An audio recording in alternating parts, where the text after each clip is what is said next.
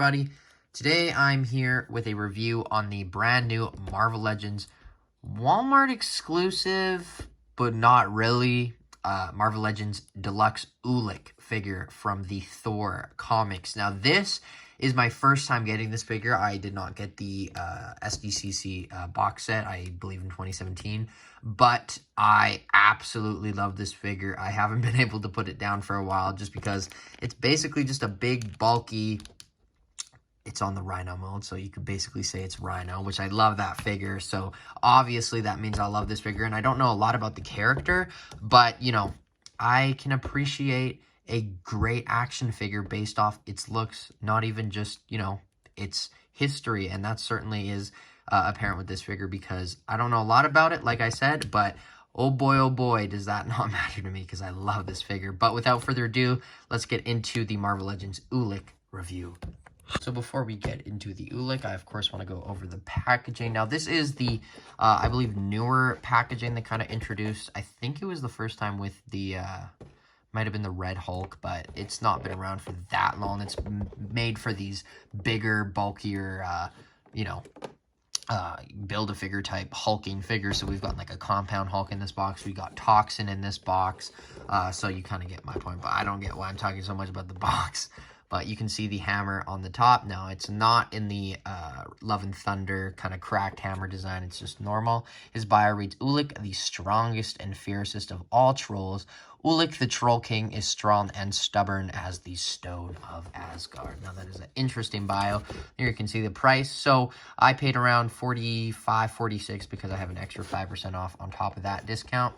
But yeah, you know, it's expensive, but, you know, it's not a normal size figure, and honestly, I do think it's worth it for a big figure like that. You can see the Thor hammer in the background, very cool kind of cutout that you can use for some photos and whatnot, but that is more than enough with the packaging.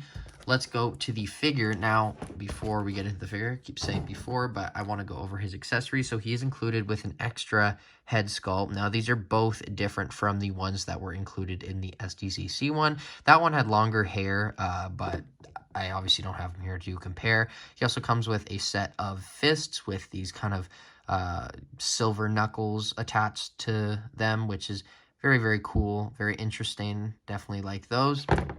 But he also is included with a gripping hand for his hammer, or whatever this is. I'd say it's a hammer, and that is a very, very cool weapon. I love the sculpting on it. Obviously, the paint isn't the best, but it's Hasbro. And then we get an open hand. We also get the screaming head, but you can see the difference in the two. So the hair is like way more like crazy and shaken out as obviously he's screaming. So I think there's just some vibrations in his head that causes the freaking hair to go up, which is really funny. He also comes with this necklace, which does kind of bother me sometimes because it just never either sits right or it gets stuck with the head, goes upwards. But, you know, you can take it off, but it's not that big of a deal. But that head sculpt is beautiful. Obviously, there's a little bit of paint defects in the mouth, but what can you do? You can see the back of the hair. It looks amazing. As you can see with this one. You also get this awesome chainmail design, which is amazing. Just all throughout the figure. Going all the way around. And then you get the same kind of material as his hammer on his chest. Kind of looks like a face. I don't know if that's supposed to be a face, but it certainly looks like one.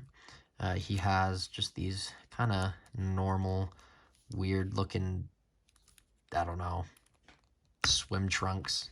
But he also has the rhino legs and arms. A lot of this is reuse from the Build-A-Figure Rhino.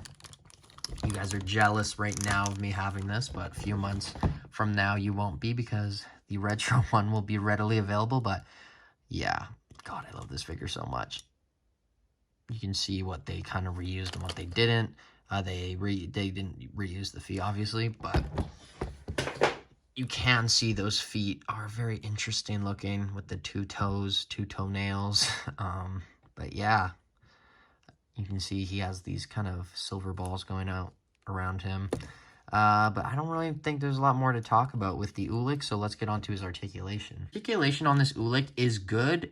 It's great for a big figure, minus one thing, and I'll get to that when I get to it, but the head on both of them, they're both the same hair length, so I'm only going to do it with one.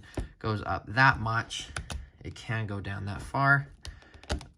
Not a lot of tilt, but he does have 360. As you can see, the necklace moves, which is what I meant. And then it, you know, it's annoying because it twists and it moves, but, you know, it's just a necklace. And then his arms go out that far until they fall out because he is basically a Build-A-Figure. They go out that far. They can go full 360, but there is this kind of fur type shoulder pad is what I'm going to call it that gets in the way. He does have a bicep swivel, which does go full 360, I think.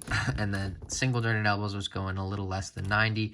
And then the hands, all of them go up, down, full 360, except this one, which goes up, down, full 360, which is very different kind of joint to get on a bigger, bulkier figure. So that's certainly interesting. And then the part that I was a little iffy on for the articulation is the ab crunch. That is as far as it goes down, and that's as far as it goes back. Wait, so it goes that far back and that far forward, which I guess is fine. But when you look at, say, the Rhino, what am I talking about? It's literally the same. Okay, well, I don't know what I would have expected, but, you know, just kind of bothers me because it only goes back one click, forward, and then forward one click. Definitely you can hear that click, which was not there on this figure, or was there, but is probably been, you know, worn down, I guess I'll say. He does have a waist swivel, which is great. The legs kick forward that much. They are on those older style joints, and then the legs go to the side. He can't really kick back. He has an upper thigh cut, single jointed knees, which going enough. It also has some detail throughout when you bend the thing, except you see the L and the R, which is a little annoying, but not that big of a deal. And then the ankles go down a lot, up a lot, and he has beautiful ankle pivot, just great ankle movement on this figure. That's the articulation. Like, there isn't a lot of comparisons I want to do with him because I don't really think there's a lot of characters other than Thor-related characters that would compare with him. But here we have the Rhino, which uses the same or similar parts as the Ulik. So you can see he's based off of him, and he is the son of him. No, he is the son of him, mold-wise. And then you can get the Red Hulk, and I only got the Red Hulk because it's the same mold as all the others. I assume you would want to see what that would look like, so you can kind of see it's similar sizing, so you could have some Hulks go toe-to-toe with Ulik. And then obviously, I'm going to want to compare him to the Sons of Odin. Here we have the 80th anniversary of Marvel Thor, which is an amazing figure. That Mafex one does look very good, though. So these two go really, really well together. And then, obviously, the brand new retro Loki, which is a great figure as well. You can see him. These three are great. I love getting these classic Asgardian figures. We got, like, a Malekith now. They did do a Hela. I didn't get it because it was in the box set. I want them to re-release that one, but please, Hasbro, re-release that figure. I directed a show based off Hela, so I really want all the Hela figures we can get. But, you know, that's the comparison. So let's get on to my final thoughts on this big hunk of plastic Ulik. So my final thoughts on this figure is it's very interesting because, you know, it's definitely not for everyone. A lot of people are going to see this and they'll be like, who? Ulik, you know, the strongest troll? No. But you know, I like it because this is what I want to see from Hasbro a lot more, is because they've done a lot of those kind of SDCC box sets and other type of box sets that have had desirable characters, but obviously because of the price of the box sets, they are harder to get. And then just re-releasing them single-packed years later is great, in my opinion, and especially when we get slight, tiny little updates like the head. I don't know what else is an update. I'm sure some paint is. I don't know if we got this with the other one or the hands, but You know, it's not for everyone, but this is a kind of a reuse that I definitely like a lot from Hasbro. So let me know what you think of this Ulik figure. Are you going to pick it up, or is it just not interest you? I know it probably doesn't interest you, but you got to acknowledge that this guy looks sick.